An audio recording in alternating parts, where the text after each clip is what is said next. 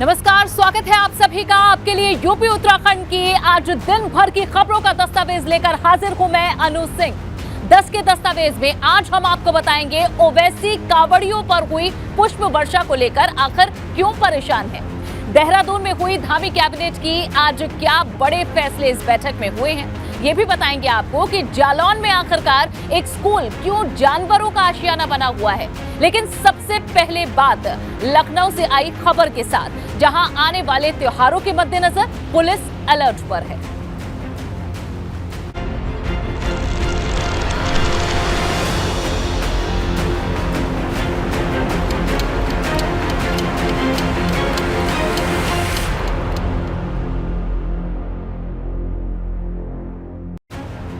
कांग्रेस नेता अधीर रंजन के बयान पर आज संसद में गर्मी देखने को मिली, जहां लोकसभा और राज्यसभा में भाजपा ने अधीर रंजन के बयान पर काफी हंगामा किया। भाजपा की मांग है कि अधीर रंजन अपने बयान पर माफी मांगे। आपको बता दें कि अधीर रंजन चौधरी राष्ट्रपति मुर्मू को लेकर एक विवादित बयान दे गए थे, जिसे लेकर भाजपा अब विरोध कर रही है। भाजपा ने आज लोकसभा राज्यसभा दोनों ही सदनों में इस बयान को लेकर खूब हंगामा किया, इसे उठाया, इस पर माफी की मांग की गई। जहां अधीर रंजन चौधरी और कांग्रेस ये कहती रही कि ये गलती से दिया हुआ बयान है, लेकिन इसे देश के अपमान से जोड़कर भाजपा ने पेश किया और कहा कि राष्ट्रपति का अपमान ये देश नहीं सहेगा और इस पर पूरी कांग्रेस को माफी मांगनी चाहिए। जबकि अधीर रंजन चौधरी ये कहते रहे कि वे खुद राष्ट्रपति से मिलकर उनसे माफी मांगेंगे, लेकिन वे भाजपा से माफी नहीं मांगेंगे।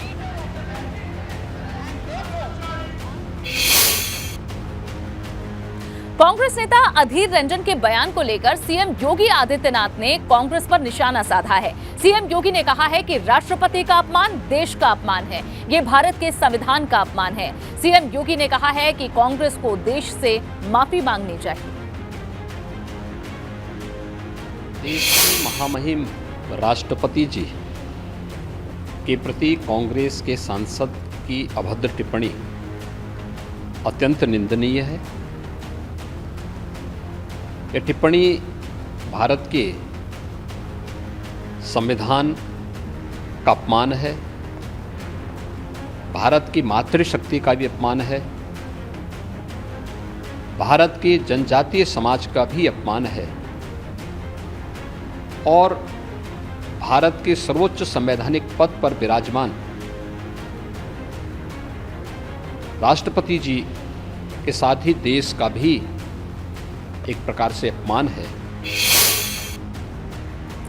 गठबंधन के खूंटे से बंधी सुभाषपा को आजाद करने के बाद अखिलेश यादव ने अब अपनी पार्टी को फिर से मजबूत करने की मुहिम शुरू कर दी है। इसी को लेकर आज अखिलेश यादव पूर्वांचल के दौरे पर वाराणसी पहुंचे और अपने चाचा शिवपाल यादव को भी एक नसीहत दे डाली। लेकिन आज वाराणसी में अखिलेश यादव ने सुभाषपा और ओम प्रकाश राजभर को लेकर बड़ा खुलासा भी कर दिया।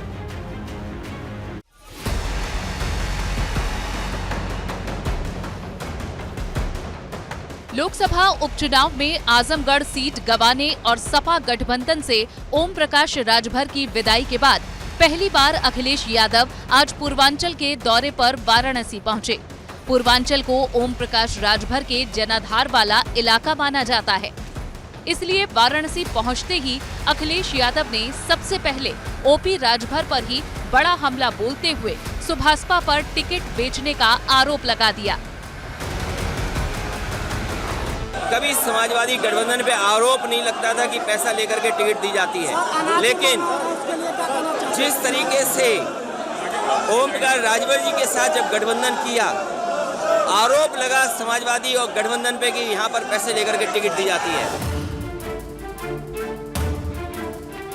अखिलेश यादव ने आज ओम प्रकाश राजभर के साथ ही लगे हाथों चाचा शिवपाल यादव को भी दो टूक जवाब दे दिया कि सपा में अगर उन्हें सम्मान नहीं मिला तो चाचा के पास कई और विकल्प हैं। उन्हें ये लगता है कि मैं सम्मान नहीं दे पा रहा हूं, तो मैं उन्हें स्वतंत्र करता हूं और उनको खुली छूट है कि जिस दल के साथ जाना चाहें, जैसा गठबंधन करना चाहे। और सबसे खुशी बात ये होगी कि वो अपना दल दोबारा बनाएं।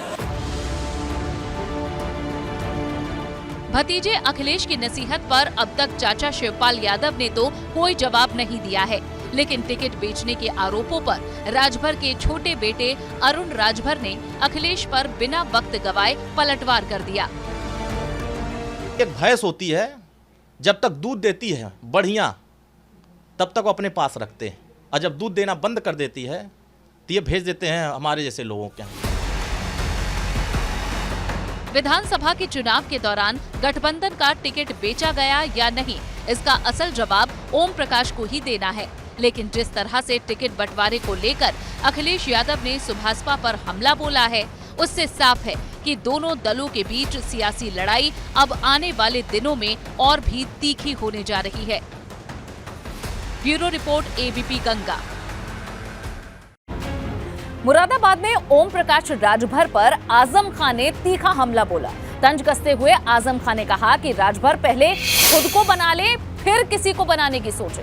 इतना ही नहीं, आजम खान ने कहा कि ओम प्रकाश राजभर बड़े नेता हैं, वो बेकार ही मुख्यमंत्री बना रहे हैं, उन्होंने तो प्रधानमंत्री बनाया है, छोटी बात पर क्यों अड़े हुए हैं। देखो वो बड़े नेता हैं और वो मुख्यमंत्री भी बना रहे थे, सरकार भी बना रहे थे, और चल सन्यासी मंदिर में, तब जिसमें इतने गुण हो। अब हमारे वोट तो अच्छे खासे हैं और हमारे कहने से लोग दे भी देते हैं। हमने तो कभी ये नहीं कहा कि हम सरकार बना रहे हैं, हम किसी को मुख्यमंत्री बना रहे हैं। मगर देखिए उनके पास जो वो बेकार मुख्यमंत्री बना रहे हैं, उन्होंने तो प्रधानमंत्री बनाया है, तो छोटी बात पर क्यों अड़े हुए हैं। सर एक छोटा सा सवाल, पहले खुद को बना लें फिर किसी को बनाएं। सभा यार इतनी कमजोर भी नहीं है, इतनी कमजोर भी नहीं। यहाँ से जो गया वो गया। किसी भी राजनीतिक दल से, ऐसे राजनीतिक दल से जो खुद अपने में एक पहचान हो, उससे व्यक्तियों की पहचान तो होती है, लेकिन व्यक्तियों से उसकी पहचान नहीं होती। समाजवादी पार्टी एक विचारधारा भी है और एक पुराना संघर्ष का नाम भी है। उसे फूंकों से ये चिराग बुझाया न जाएगा। तो 2024 में कोई असर नहीं पड़ेगा सर इसका? हम अगर ऐसे पढ़ते तो हर गली का नेता पार्टी खत्म कर देता। इस बार मैंने ये सोचा है कि अखिलेश जी को एक 10 तीर कमान दूंगा, जो निशाना साधे खड़े हो जाए लेकर उसको। कैसा रहा? उधर लखीमपुर खीरी पहुंचे मंत्री संजय निषाद ने निषाद समाज के लोगों से मुलाकात की। इस दौरान उन्होंने पीएम मोदी और सीएम योगी के कामों की तारीफ की, साथ ही जानकारी दी कि मत्स्य पालन योजना के तहत 250 करोड़ रुपए की वित्तीय सहायता दी जा रही है। संजय निषाद ने ओपी राजभर को लेकर प्रतिक्रिया भी दी। कहा कि अगर राजभर गठबंधन में आना चाहते हैं तो अच्छी बात है, हालांकि ये पार्टी का विषय है। संजय निषाद जी, आप लखीमपुर में आए हैं, क्या है योजनाएं आपकी आने की? कार्यकर्ताओं का प्यार और स्नेह, इनका मार्गदर्शन, इनका सहयोग, इनको धन्यवाद देना था। प्रधानमंत्री मोदी जी ने, योगी जी ने इनके लिए बहुत कुछ किया है। ये बताना था कि दिल्ली से प्रधानमंत्री मत्स्य संपदा योजना में इनके लिए कम से कम 250 करोड़ रुपये इस बार इनके लिए वित्तीय सहायता है। उसमें 25 प्रकार की परियोजनाएं हैं और उसका सहायता लेकर ये व्यापार करें, व्यवसाय करें, अपने पैसे को समृद्ध करें। आपके निकट हैं जो ओम प्रकाश राजभर जी, आपकी वजह से आना चाह रहे हैं, क्या है? अब वो उनके ऊपर बड़ी पार्टी, भारतीय जनता पार्टी बड़ी पार्टी है, उनका विषय है, पार्टी वो चला रहे हैं, हम लोग उनके सहयोगी हैं। अगर वो लेते हैं तो अच्छी बात है। जब आप लोग बैठते हैं साथ साथ बड़ा चुटकियाँ होती हैं। अब तो अभी है राजनीति है, कुछ न कुछ हो ही जाता है। क्या वजह है, आपकी वजह से आ रहे हैं? नहीं, अब वो देखिए, ये भारतीय जनता पार्टी सबका साथ, सबका विकास, सबका विश्वास करती है, सभी जाति धर्मों को बिना भेदभाव के सभी योजनाओं का करती है, सबका साथ देती है। अब अगर वो आना चाहते हैं और लेना चाहते हैं, उनका विषय है। ये थे संजय निषाद जी, जिनका कहना है सबका साथ सबका विकास लेकर हम लोग आगे बढ़ रहे हैं। इसी को लेकर लखीमपुर खीरी आए हुए हैं। नवीन अवस्थी, एबीपी गंगा, लखीमपुर खीरी। चित्रकूट में कल भाजपा का 3 दिन का प्रदेश स्तरीय प्रशिक्षण वर्ग शिविर का आयोजन होने जा रहा है, जिसे लेकर भाजपा कार्यकर्ताओं ने तैयारियां लगभग पूरी कर ली हैं। प्रशिक्षण वर्ग शिविर में सीएम योगी, दोनों डिप्टी सीएम समेत प्रदेश सरकार के 19 कैबिनेट मंत्री और कई केंद्रीय मंत्री शामिल होंगे। साथ ही भाजपा के महामंत्री संगठन सुनील बंसल समेत प्रदेश कमेटी के 40 पदाधिकारी भी शिरकत करेंगे। प्रशिक्षण शिविर में तकरीबन 200 लोगों के बैठने का इंतजाम किया गया है। और वहीं चित्रकूट में भाजपा का प्रशिक्षण शिविर 31 जुलाई तक चलने वाला है।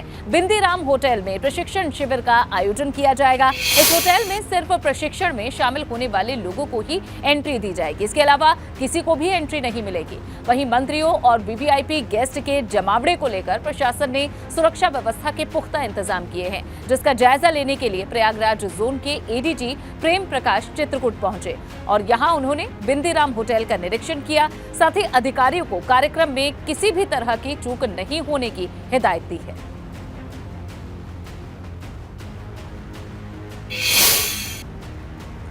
कर्नाटक में भी यूपी का योगी मॉडल लागू हो सकता है। ये बात कर्नाटक के मुख्यमंत्री बसवराज बोम्मई ने कही है। दरअसल अपनी सरकार के 1 साल का कार्यकाल पूरा होने पर मुख्यमंत्री बसवराज बोम्मई ने कहा है कि यूपी के लिए योगी आदित्यनाथ सही मुख्यमंत्री हैं। कर्नाटक में देश विरोधी और सांप्रदायिक ताकतों से निपटने के लिए योगी मॉडल को लागू करने में देर नहीं की जाएगी।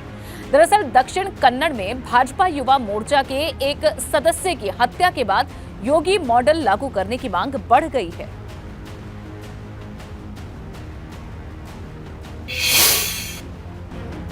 मेरठ में नाबालिग लड़कियों की शादी कराए जाने का एक मामला सामने आया है। एंटी ह्यूमन ट्रैफिकिंग सेल और चाइल्ड लाइन की टीम ने सामूहिक विवाह कार्यक्रम में छापा मारा और नाबालिग लड़कियों की शादी को रुकवा दिया। साथ ही नाबालिगों की शादी कराने वालों पर केस दर्ज कराने की बात भी कही है।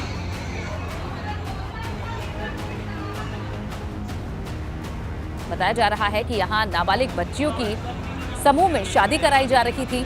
इसकी सूचना जब मिली तुरंत वहां पर टीम पहुंची। इसमें एंटी ह्यूमन ट्रैफिक सेल शामिल थी और साथ ही बच्चों से जुड़ी हुई संस्था भी इस टीम के साथ पहुंची और इस सामूहिक विवाह कार्यक्रम को रोका गया।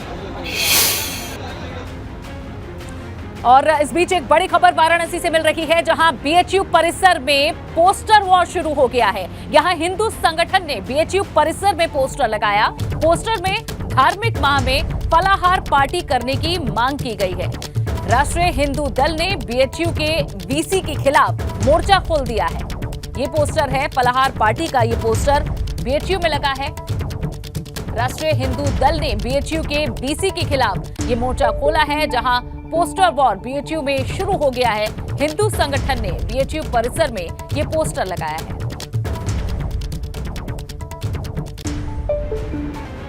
आगरा में कारगिल शहीद के घर में हुई लूट का पुलिस ने खुलासा कर दिया है। पुलिस ने लूट करने वाले दोनों बदमाशों को गिरफ्तार कर लिया है। बदमाशों के पास से कैश और लाखों के गहने बरामद हुए। आपको बता दें कि थाना ताजगंज इलाके में कारगिल शहीद श्यामवीर चाहर के घर में दोनों बदमाशों ने परिवार के लोगों को बंधक बनाकर लूट को अंजाम दिया था और अब पुलिस ने इन लुटेरों को पकड़ लिया है। इनके पास से सामान भी बरामद कर लिया है।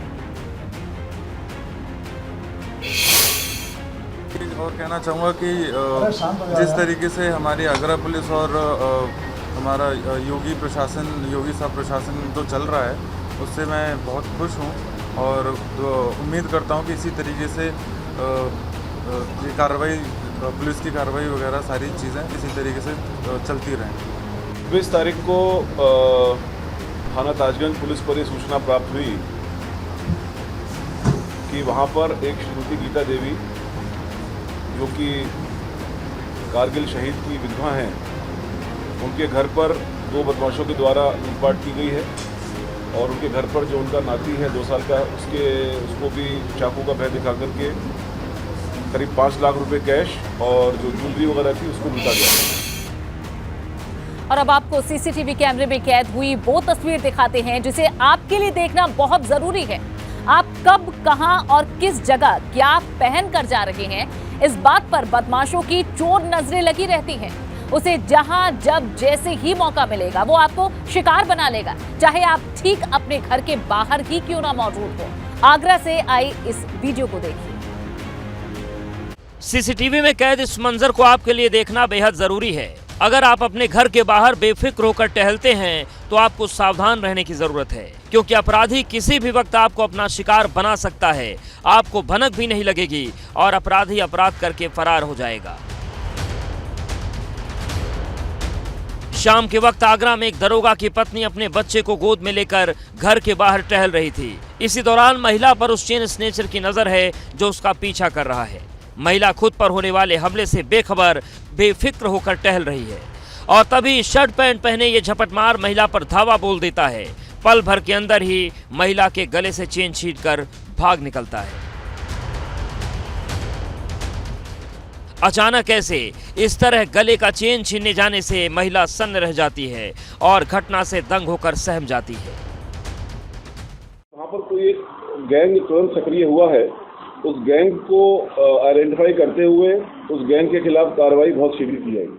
आगरा में पिछले 24 घंटे में चेन स्नैचिंग की 3 घटनाएं थाना शाहगंज इलाके में ही हुई हैं। इसके साथ ही थाना एतमादौला, हरी पर्वत, कमला नगर समेत कई सारे जो कहा जाए इलाकों में जबरदस्त चेन स्नैचिंग की घटनाएं पिछले कुछ दिनों में देखने को मिली है। समाजवादी पार्टी ने भी इस वीडियो को अपने ट्विटर हैंडल से ट्वीट किया है और सरकार की आलोचना की है। Bureau report, ABP Ganga. Rakshabandhan के मौके पर इस बार योगी सरकार जेल में बंद कैदियों और उनकी बहनों को सहूलियत के तौर पर तोहफा देने जा रही है। रक्षाबंधन के मौके पर जेल में भाइयों को राखी बांधने के लिए बहनों के लिए खास व्यवस्था की जा रही है। इसे लेकर कारागार राज्य मंत्री सुरेश राठी से एबीपी गंगा संवाददाता पंकज गौर ने खास बातचीत की है। उत्तर प्रदेश में पहली बार रक्षाबंधन के पर्व पर जो बंदी हैं, कैदी हैं, उनके परिजनों को प्रदेश सरकार तोहफे के तौर पर यानी सुविधाएं देने जा रही है। क्या सुविधाएं देने जा रही है? उत्तर प्रदेश सरकार के कारागार राज्य मंत्री सुरेश राही हमारे साथ मौजूद हैं। उन्हीं से जानते हैं कि रक्षाबंधन है, उस दिन क्या खास व्यवस्थाएं इस बार जेल प्रशासन को किए जाने के आपके द्वारा निर्देश दिए गए हैं।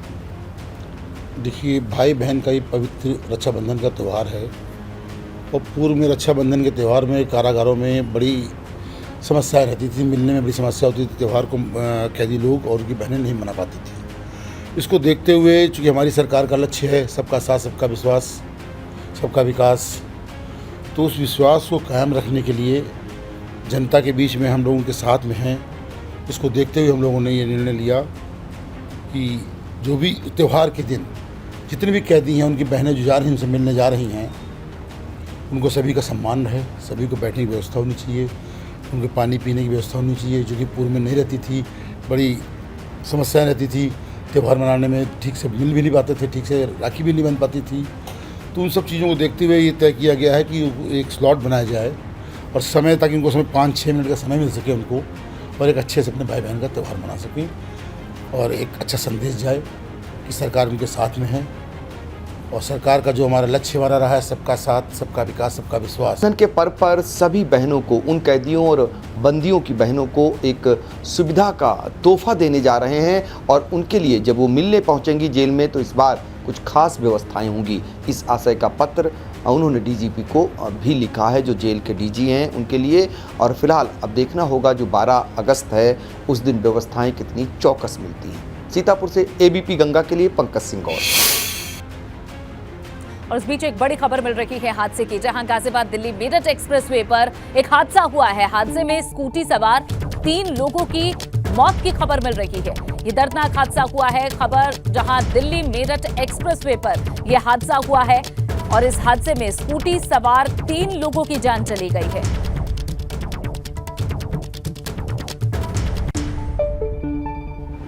उत्तराखंड में मानसून की बारिश ने पहाड़ से लेकर पाताल तक तांडव मचाया हुआ है। कहीं पहाड़ दरक रहे हैं, कहीं पर नदियां उफान पर बह रही हैं। कर्णप्रयाग में नेशनल हाईवे पर पहाड़ी दरकने का ये खतरनाक वीडियो सामने आया है, जिसमें पहाड़ी का एक बहुत बड़ा हिस्सा नीचे गिरता हुआ आप देख सकते हैं। ये वीडियो जिस किसी ने ही देखा उसके रोंगटे खड़े हो गए।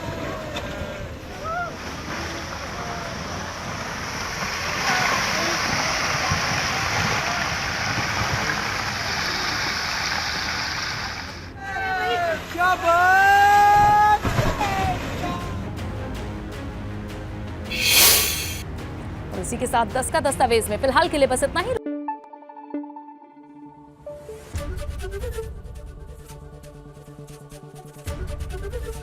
एबीपी गंगा, खबर आपकी, जुबान आपकी।